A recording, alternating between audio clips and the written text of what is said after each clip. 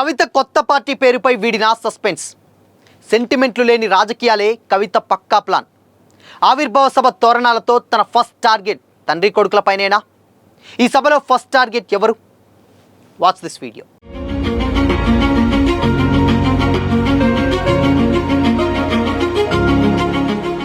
నమస్తే, welcome to Disha TV. తెలంగాణలో మరో రాజకీయ పార్టీ పురుడు పోసుకునేందుకు సిద్ధమైంది. మాజీ ఎమ్మెల్సీ కల్వకుంట్ల కవిత కొత్త పార్టీ ఏర్పాటు ప్రక్రియ ఇప్పుడు హాట్ టాపిక్గా మారింది.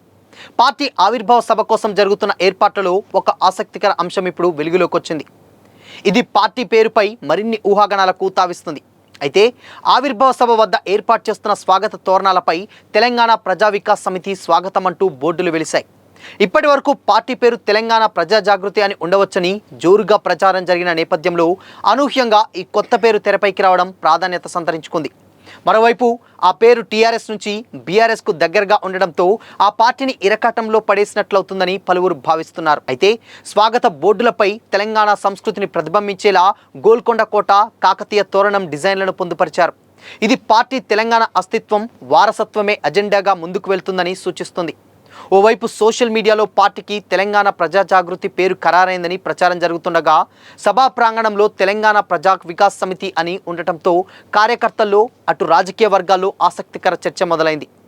అసలు పార్టీ పేరు ఇదేనా, లేక ఇది పార్టీ అనుబంధ విభాగమా అనే సందేహాలు సైతం వ్యక్తమవుతున్నాయి.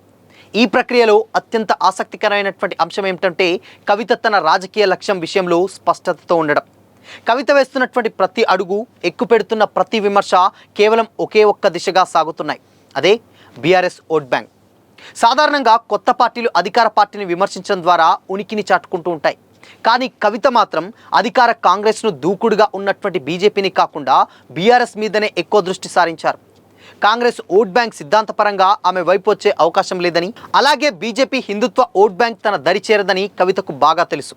అందుకే గత 10 ఏళ్లుగా బీఆర్ఎస్ వెన్నంటి ఉన్న సాంప్రదాయ ఓట్ బ్యాంకును, ఆ పార్టీ పట్ల అసంతృప్తిగా ఉన్న శ్రేణులను తన వైపు తిప్పుకోవడమే ఆమె సింగిల్ పాయింట్ ఎజెండాగా కనిపిస్తుంది. ఇప్పుడు బీఆర్ఎస్ పుంజుకునేందుకు ప్రయత్నిస్తున్నటువంటి టైంలో కవిత ఎంట్రీ బీఆర్ఎస్ పార్టీకి పెనుగండంలా మారే ఛాన్స్ ఉంది.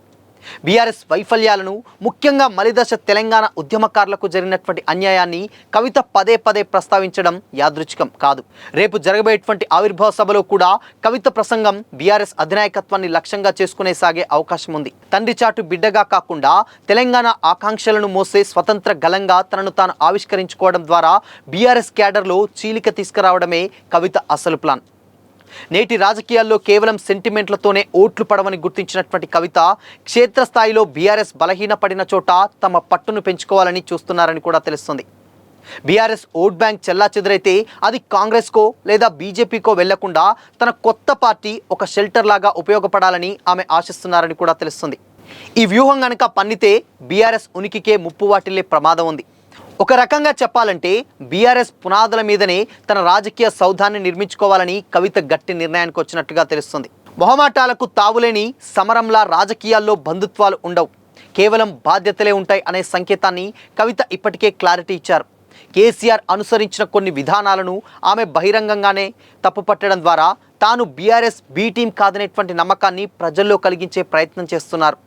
ఆవిర్భావ సభ తర్వాత కవిత చేపట్టబోయే కార్యక్రమాలు కూడా బీఆర్ఎస్ కంచుకోటలుగా ఉన్న జిల్లాలోనే ఎక్కువగా ఉండేలా ప్లాన్ చేశారు.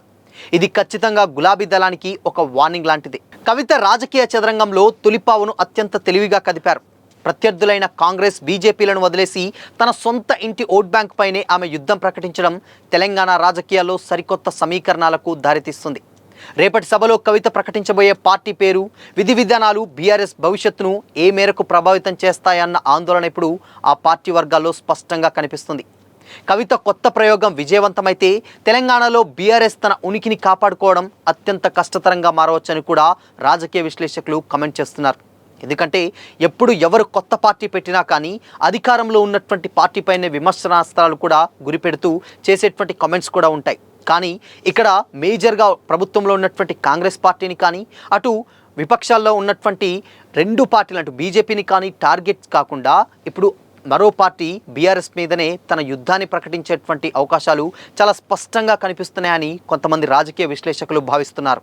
ఎందుకంటే స్టిల్ ఇప్పటి వరకు కూడా ఆమె చేసేటువంటి ప్రతి పని కూడా బీఆర్ఎస్కి కాకుండా టీఆర్ఎస్ ఏదైతే ఉన్నప్పటి పార్టీలకు దగ్గరగా తాను చిహ్నాలు కావచ్చు, ఆ మాటలు కావచ్చు, ఇవన్నీ కూడా కొత్తగా అంటే తన సొంత పార్టీ క్యాడర్ ఏదైతే ఇంత మునుపు బీఆర్ఎస్లో ఉన్నప్పుడు తన అసంతృప్తివాదులు ఎవరైతే ఉంటారో కంప్లీట్గా వాళ్ళందరి టచ్లోకి వెళ్ళి అండ్ వాళ్ళ ఓట్ బ్యాంక్ని టార్గెట్ చేసే విధంగా ఇక్కడ కవిత పక్కా ప్లాన్ చేస్తుండడంలో ఈజీగా ఒక క్లారిటీ అయితే వచ్చేస్తుందని కూడా కొంతమంది కామెంట్ చేస్తున్నారు. ఎందుకంటే ఇప్పుడున్నటువంటి పరిస్థితులలో కొంచెం బీఆర్ఎస్ పార్టీ పుంజుకున్నటువంటి టైంలో లేటెస్ట్గానే ఇప్పుడు ఎంపీటీసీ జెడ్పీటీసీ ఎన్నికలు రాబోతున్నాయి.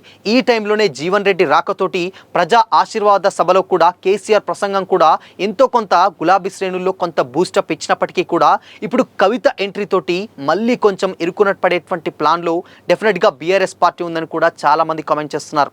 ఎందుకంటే ఇన్ని రోజులు కూడా బయటికి రానటువంటి కేసీఆర్ ఇప్పుడిప్పుడే బయటికి వస్తున్నారు, ఇప్పుడిప్పుడే సభల్లో ప్రసంగిస్తున్నారు. ఆ మాటలు ఎంతో కొంత ప్రజలపై ఇంపాక్ట్ క్రియేట్ చేస్తున్నటువంటి టైంలో తన కన్న కూతురే ఇప్పుడు వచ్చి బీఆర్ఎస్కు ఆపోజిట్గా ఇలాంటి కొన్ని పరిణామాలు చోటు చేసుకోవడం నిజంగా గులాబీ శ్రేణుల్లో కొంచెం కలకరం రేపేటువంటి విషయం అయితే చాలా స్పష్టంగా అయితే అర్థమవుతుంది. సో చూడాలి మరి ఇన్ కేసు రేపు కవిత పార్టీ ఏది అంటే ఒక క్లారిటీ వస్తుంది అండ్ దాని తర్వాత ఆవిడ మాట్లాడేటువంటి మాటలు ఇవన్నీ కూడా మాట్లాడిన తర్వాత డెఫినెట్గా ఒక క్లారిటీ వచ్చేటువంటి ఛాన్సెస్ అయితే ఉంది.